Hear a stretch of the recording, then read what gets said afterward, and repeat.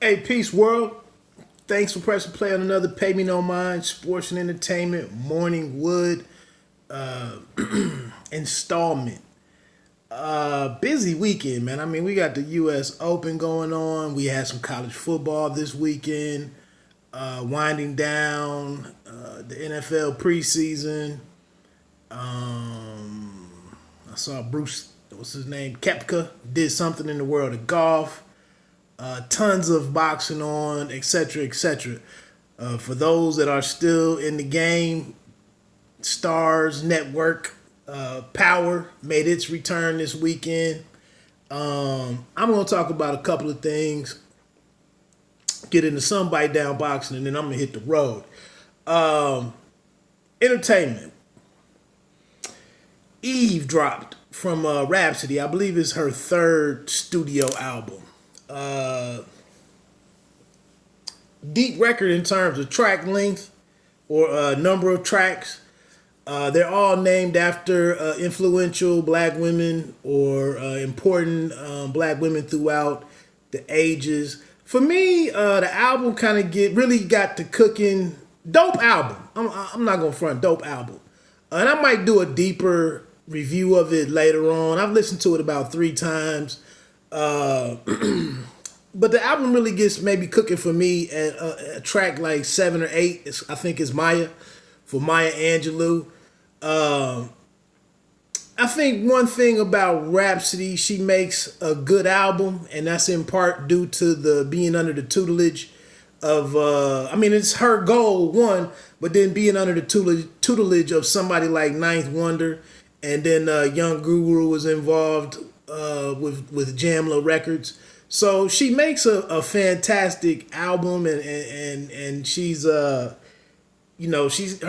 she gets in her concept bag, like I said, with all of the names of the song being named after influential black women. That's great, and that's fantastic. One thing I will say on this album, it didn't jump out to me in listening to it the 2 or 3 times that I have. It's not a whole lot of verses that blow me away, or not that none are bad, but she doesn't overwhelm me in I mean, there are a couple spots, there's a couple verses I gotta go back and check out, but like I said, I think the album is kind of what do they call it, like it's better for the sum of its parts, makes it dope. The sports references, the production, some of the different stuff that she tries to do, that she does with changing her voice around and trying to get into different emotions or to become animated and whatnot. That really doesn't work for me with her. I don't hate it. I don't think the execution of it always comes across in a good way. Another thing that kind of was uncharacteristic was this a cut on there with Lekeli or Lakani 47. Sorry for the name. But they were like talking about money and making some money. Give me the money, give me the bag or something. And I don't know, man. That just was kind of a turnoff to me, up against everything that's on radio that's talking that silly stuff. I would expect if she was talking about cash or money, earning money, chasing money, that it would be done a little creatively. The way that Nas, rapped from the perspective of a gun, or Jay-Z was talking about diamonds being a girl's best friend or his friend or whatever that was. Tupac, me and my girlfriend. I would have thought it would have been something creative like that than just outright worshiping money. But other than that, man, this spoken word artist on there, I believe her name is Raina Nitty. I probably got that wrong. Biddy, maybe Raina Biddy or something. In some regards, she steals the show, especially at the end. One of the last 2 songs, she really goes in.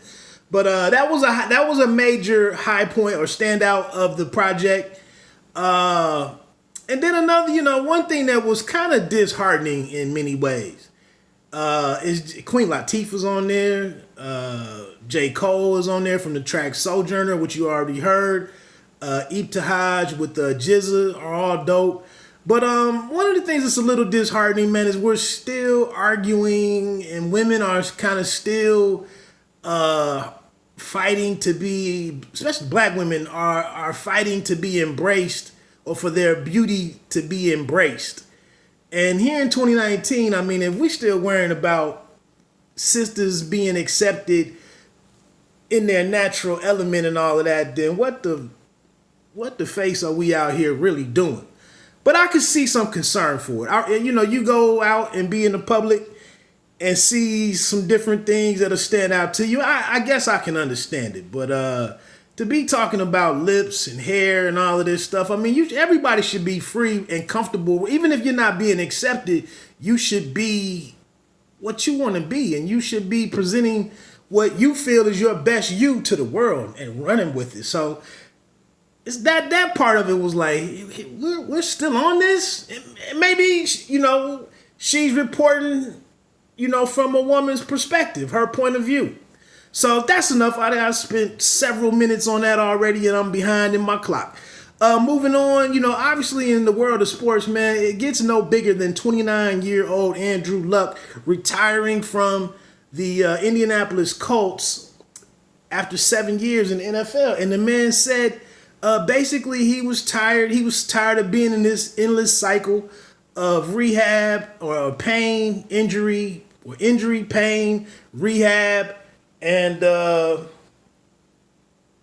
I'll say this. Last year when he returned to the game, when he got back to practice, the whole Allen Iverson thing, but he was so emphatic and so all shucks and so honored just to be able to practice and play the game again, and just seemed so honored, you know what I'm saying, to get out there and just play the game that he loves and had been playing since he was a child. And so, and don't get it twisted. They had invested some stuff, some picks, and had developed a decent line around Andrew Luck. From what I understand, their line was pretty solid last year. So it's not like he was going to go out there and get killed this year. It's just that this lower leg injury is lingering. And he just said that it sapped his love towards the game. And I think I said this on the podcast when I was doing the audio only podcast, that I think all players with the pain, the head injuries, lingering injuries, etc., that all players should have a steady plan along the way to, how you get your second contract and maximize that. And then you determine, where am I with the team? Are we going to be Super Bowl contenders along the way? And before you get to that third contract, you should be in a situation to where if I do stay around 1 or 2 more years, it's definitely with a contender. Or, I have enough money, I'm going to step away and do something. I'm going to do something else. And I think this is kind of where we could be going with football, that it's a brutal sport. And it's no shame in, hey, I did it. I was not many exceed or succeed, excel in this game. I did that, and I'm comfortable with what I achieved, and I'm stepping away. And that just be the reality. So I think this could continue to be, kind of a trend. It's a challenging game. I mean, I'm going to go into my situation with it. It's a tough game, man. But a heartfelt speech, and, the whole thing with the fans booing him as he walked off the field, that was unfortunate. He deserves a lot better than that. And that's kind of when you just have to look at people like, I keep saying, LeBron James says one of the most G statements about fans. We just didn't know it at the time. But all of those people that were out there booing they're returning to their miserable lives, and they're meaningless. And, he was never playing for those people anyway. They were just benefiting from his dedication and devotion and love to the game. And it's sad to see him go, but hey, he kept it funky. Moving on to some bite down boxing. I think that's kind of all I had for football. Moving on to a little bit of bite down boxing. I'm going to keep this pretty brief. Veteran, 36-year-old light heavyweight champion, Sergey Kovalev. Oh, my brain went there. Sergey Kovalev defeated 27-year-old Anthony Yarde in Russia, Chelyabinsk, whatever it was. Bernardo Osuna kept repeating. But over in Russia, the ESPN team was in the studio back here, back at the Worldwide Leader on the East Coast, calling the fight. Dope lead-in or co-main event between Makabu and Papin. Dope fight between those cruiserweights with Makabu getting it done. Closer decision than what I would have said for the fight that I watched, but exciting fight between those two. I want to see more of Papin as well as Makabu. I saw him years ago and wondered what happened to him, but anyway, good catch there by Andre Ward to go back after seeing the fight to go back and clean up the fact that he said that Makabu only had who had no right hand. He only did work with his left because Makabu was adding quite a bit of good secondary work with the right hand. Okay, so Kovalev and Yarde. Salute to Yarde and his team for believing in themselves. Passing over $1 million to sit on the couch, $1 million to stay at home. To want to be first in line to try to give a veteran, an old lion, the proper send-off and defeating him. Shout out to them for sticking to their guns and, doing things kind of quote-unquote the right way. Man, it got into the 7th and the 8th because I'd seen certain, different individuals heading over to, Yarde had no chance because of his brief amateur background, and then 2, only being, professional for 17 fights going into this one, 12 amateur fights, getting started at like 19 or something I heard, or what was it later than that, in his 20s? So here's kind of like a James Toney kind of figure who comes to the game very late. It has a lot of, seemingly has a lot of natural ability, but, he's getting picked apart by the veteran and his jab. I did see some signs of what I was talking about last week, where Kovalev, he's just not defensively tight. And when he starts to fatigue and gets tired, he keeps his hands down, and he can be found and he can be hit. And there in the 7th and 8th round, once Yarde started going to Kovalev's body, the whole fight changed. And, Yarde was just appeared to be a couple of punches away, or a few punches away from at least getting a knockdown and possibly getting the upset. And I'm sitting on the edge of my seat like, what? Who knew that? I mean, this could be monumental. And so it didn't happen. Kovalev gets back into the corner. Buddy McGurr says, hey, man, you taking too many, unprotected or defenseless shots. He's just coming off the situation with Maxime Dadashev in D.C. So when he says, I'm going to stop this thing, I can't sit here and let you take all of these hits, that has the register with Kovalev. And so Kovalev comes back out in the 9th, kind of regroups a little bit. Then definitely starts becoming the boss again later, throughout the 9th into the 10th. And then in the 11th, steps on the gas somewhat and gets the young man out of there with and his jab was snapping, that 9th, 10th, and 11th, it was several left jabs. I mean, it was obviously left, but power jabs that were throwing water, and snapping the neck of the head of Yarde and throwing, beads of sweat all back. So these are some very hard jabs that Kovalev was landing. And that's when he's at his best, is when he's fully, full extension, good range from outside, landing those types of shots. Then mixing in, some 1-2 and whatnot. But to get this jab, this knockout by jab, which is very rare.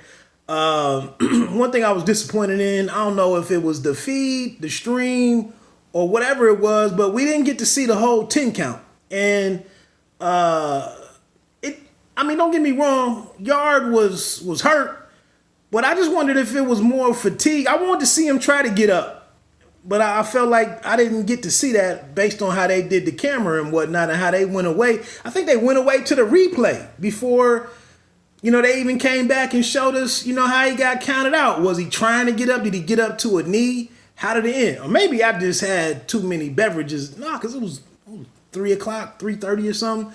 I don't know, but maybe I turned away. I was taking some notes. I don't know.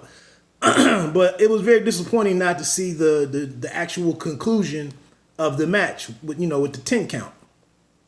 So it looks like Kovalev will have punched his ticket for the showdown, the big money showdown with one Canelo Alvarez. I'm going to keep my comments on that very short. Look, I've been saying this for a year or so, or 9 months. With a 10-fight investment, a 10-fight contract, 5 years, 2 fights per year, there's going to be some very skillful matchmaking to pull that off. He can't sit here and be through the first 5 to 6 fights and be 3-3 or 2-4 or 4-2. He can't be 1-2 to get out the gate. So there's going to be some crafty, finessed, fights that look like challenges, but with the skilled eye, it may not be as challenging. I'm not gonna sit here and say that he's an easy out for Canelo, but I think with the body punching of Canelo, the way that Kovalev responds to body punches, the way that he's not defensively responsible, it's an interesting fight, and it's an interesting feat, for a guy to win, super welterweight, middleweight, and then light heavyweight titles. Wasn't he welterweight as well? I think he was. So it's historical, it's intriguing, etc. It checks all the boxes, and that's probably what we're gonna get. And it might be between now and the end of 2019. So that's all I really wanted to say, man. Shout out to DeAndre Ware up in Toledo, who fought, wasn't it Vladimir Shishkin on Friday night on Showtime and came up short. I just wonder if the brother you're a fireman full time. I don't know if he has that 4 days on, 3 days off, that weird schedule that some firemen and departments have. But that's difficult to go in there and not be 100% fighter and facing competition that is 100% fighter and has all of the machinery behind it. You're gonna struggle to beat a guy on any given night when this is all he does and all he has, and you don't face the same set of circumstances. And he just looked like he was out of sync. He didn't seem to be that responsive to Coach Wright, and salute to Coach Wright for looking out for his fighter. And again, Coach Wright was in the building in D.C. when Maxime Dadashev had his situation, which led to him passing away. And so Coach Wright being cognizant of that and the safety and well-being of his fighter, and he made a judgment call. So look, let me get on off of here. I probably lost people like 19 minutes and 30 seconds ago, but again, man, pay me no mind. You don't have to be great to start, but you had to start to be great. Bite down boxing. Don't let them count you out. 1.